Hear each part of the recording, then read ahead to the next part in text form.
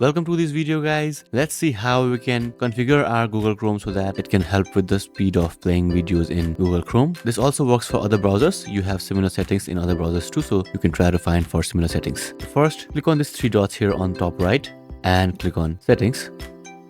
Then on this left navigation drawer, click on system. Here you'll see use graphics acceleration when available. Click on this and just click on relaunch. Now your browser will use graphics acceleration to play videos, so it might help with your video playback speed. Now another thing what you can do is that you probably know you can just decrease the video quality. If you don't know how to do this, just click on any video that you want, click on the settings here and just reduce the quality to any of these lower pixel counts. This might also increase your video playback speed, but I think you already knew that. And one thing that you can do is you can remove the cache and remove cache storage from history so that it can reset everything and it can help playback speed. So again, go to your three dots here, click on history, and here you can click on delete browsing data.